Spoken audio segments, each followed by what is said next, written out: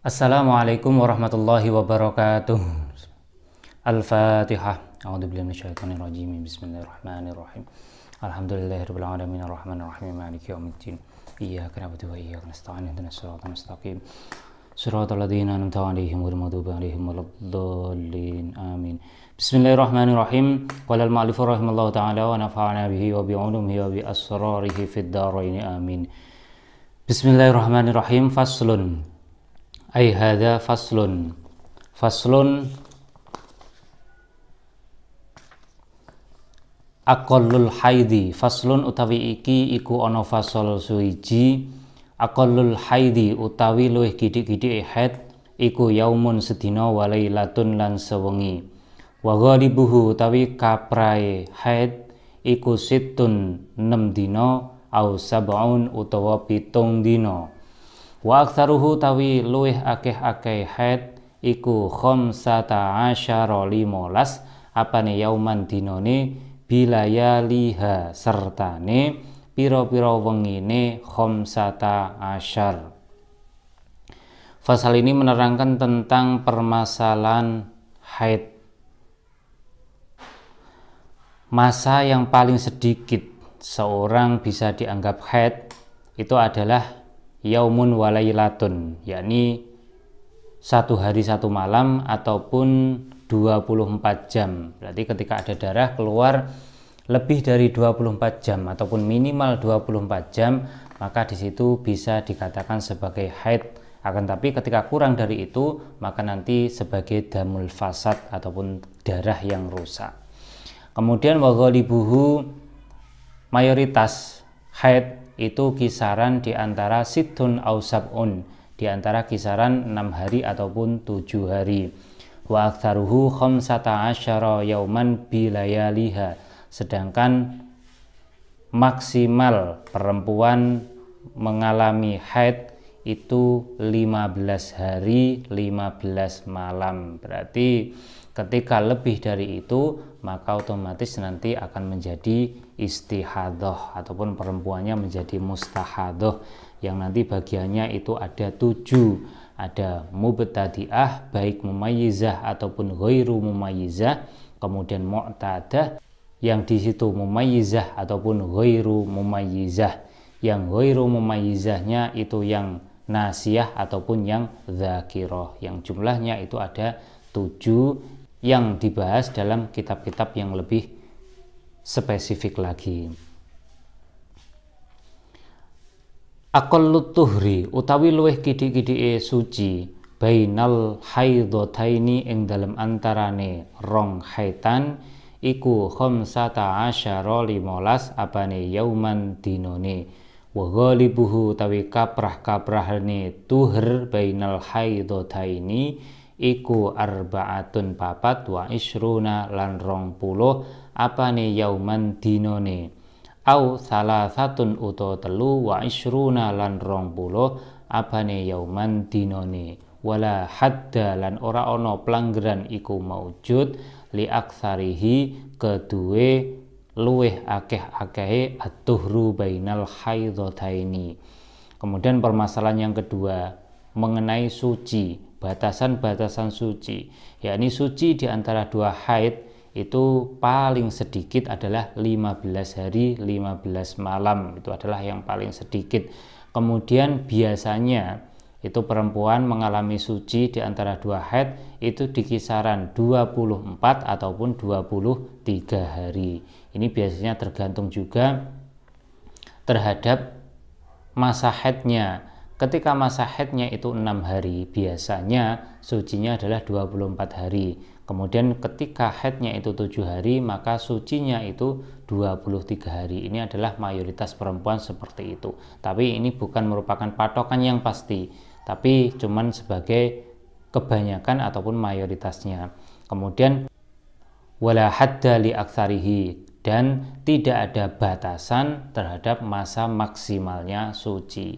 Intinya minimalnya suci adalah 15 hari 15 malam, kemudian kebanyakan ataupun mayoritasnya itu 23 ataupun 24 hari, kemudian tidak ada masa maksimal bagi suci.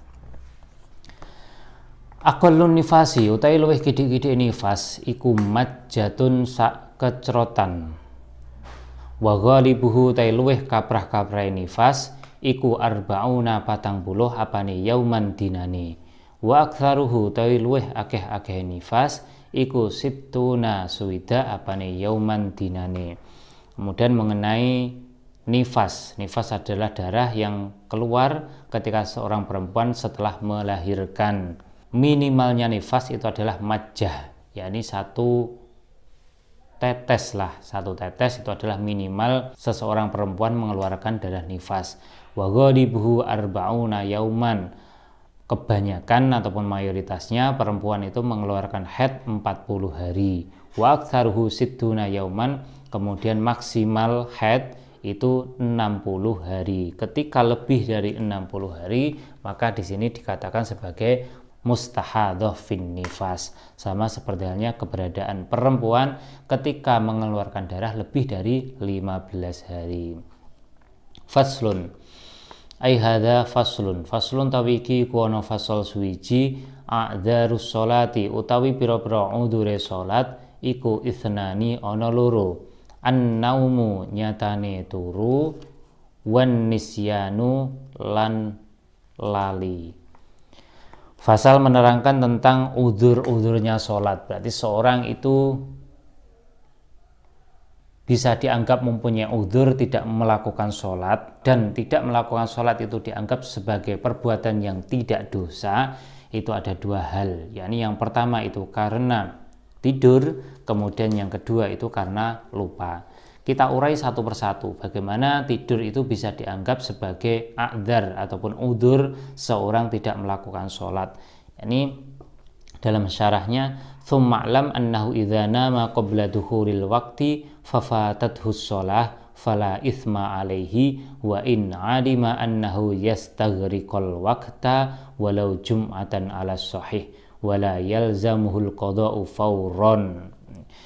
Ini bagian yang pertama, yakni tidur dianggap sebagai udzur itu ketika tidurnya sebelum masuk waktu sholat. Semisal taruhlah zuhur itu jam 12 gitu aja. Nah, kemudian sebelum jam 12, yakni jam 11.30, jam 11.45 dia itu tidur. Sampai ternyata tidurnya itu melewati waktu zuhur dan sampai waktu zuhur itu habis. Taruhlah jam 3 itu waktu zuhur habis. Nah, kemudian dia itu bangun jam 4, maka dia itu termasuk orang yang tidak berdosa sebab meninggalkan sholat zuhur. Namun kewajiban baginya adalah harus mengqadainya, wala yalzamuhul qada'u fauron, dan juga cara mengqadainya tidak harus sesegera mungkin. Berarti ketika ada waktu untuk melaksanakan qadha, maka disitulah dia harus melaksanakan qadha. Namun ditegaskan di sini qadhanya itu tidak perlu cepat-cepat. Wala yalzamul qadha'u fauron. Dan hal ini berlandaskan pada hadis Nabi liqaulihi sallallahu alaihi wasallam, laisa fin naumi tafrid wa innamat tafrid ala man lam yusallis sholata hatta yadkhula waktul ukhra. Rawahu Muslim. yakni tidak dianggap sebagai kecerobohan, yakni tidur. Berarti tidur itu tidak dianggap sebagai kecerobohan. Innamat tafrid ala man lam yusallis shalah hatta yadkhula waqtul ukhra. Yang dikatakan kecerobohan itu adalah bagi seorang yang dia itu tidak sholat sehingga masuk waktunya sholat yang lain. Ini sengaja tidak melakukan sholat, berbeda dengan tidur. Laisa fin naumit tafrid. Dan hal ini ditegaskan oleh Imam Suwaifi fi lissababiyah. Fi dalam sebuah hadis di atas ataupun hadis yang diriwayatkan oleh Imam Muslim itu dianggap mempunyai makna sababiyah. Ai laisa bisababin naum tafritun. Ini bukan sebuah kecerobohan ketika seorang melakukan tidur. Berarti fin naum itu merupakan makna sabab, yakni sababin naum, laisa bisababin naum tafritun. Ai innama qabla dukhulil waqti, tapi dengan catatan tidurnya itu sebelum masuknya waktu sholat. Nah kemudian ketika tidurnya itu sudah masuk waktunya sholat bagaimana? Amma innama ba'da dukhulihi fa in alima annahu yastaghriqal waqta haruma alaihin naum wa ya'thamu ithmaini, ithma tarkis shalah wa ithman naum. Kemudian ketika tidurnya itu sudah masuk waktunya sholat, maka di sini ada beberapa tafsilan. Tafsilan yang pertama, ini ketika dia itu yakin bahwasanya tidurnya itu nanti akan menghabiskan waktu, maka tentunya dia itu dalam tidurnya itu dosa dengan dua dosa. Yakni dosa pertama adalah isma tarkis sholah wa ithman naum, yakni dosanya meninggalkan sholat dan dosanya tidur. Fa in istayqadha ala khilafi dhannihi wa shalla fil waqti lam yahsul ithma tarkis shalah wa ammal ithmu alladhi hasala bisababin naum fala yartafi'u illa bil istighfar. Ini bahasan yang pertama, saya ulangi, yakni ketika seorang itu tidur setelah masuknya waktu sholat dan mempunyai keyakinan bahwasanya nanti dia itu akan bangun setelah waktunya habis, maka tentunya tidur itu akan menyebabkan dua dosa, yakni yang pertama dosanya tidur, yang keduanya adalah dosa meninggalkan sholat. Nah, kemudian dalam realnya dia itu ternyata bangun sebelum habisnya waktu sholat, kemudian dia itu sempat sholat di dalamnya, sholat di waktu itu, maka dia itu tidak mempunyai dosa meninggalkan sholat. Karena apa? Karena dia itu realnya melakukan sholat, akan tetapi dia itu mempunyai dosa, yakni dosanya yang disebabkan tidur. Nah, dosa yang disebabkan tidur, maka dosa yang disebabkan tidur itu fala yartafi'u illa bil istighfari, maka dosa itu tidak akan bisa diampuni kecuali dengan cara istighfar. Berarti dia itu cukup melakukan istighfar saja. Kemudian bagian yang kedua, wa in ghalaba ala dhannihi al istiqadhu qabla khurujil waqti fa kharaja walam yusolli fala ithma alaihi wa in kharajal waktu lakinnahu yukrahu lahu dzalik illa in ghalabahu naum bihaitsu la yastati'u daf'ahu. Kemudian bagian yang kedua, yakni dia itu tidur setelah masuknya waktu, kemudian dia itu mempunyai prasangka bahwasanya nanti akan bisa bangun sebelum habisnya waktu. Walam yusalli fala ithma alaih wa in kharajal waktu. Kemudian dalam realnya dia itu tidak bisa melaksanakan sholat itu dalam waktunya